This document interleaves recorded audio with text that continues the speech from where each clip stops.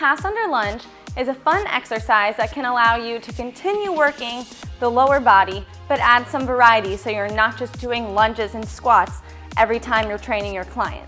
So this would be good for someone who you've probably been working with for a while. They can handle advanced movements, they have good coordination, and they like to have fun and variety during their workout sessions. So all you need is a single kettlebell.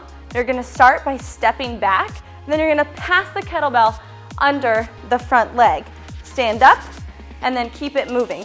So the kettlebell actually makes more of a figure 8 pattern rather than just straight under.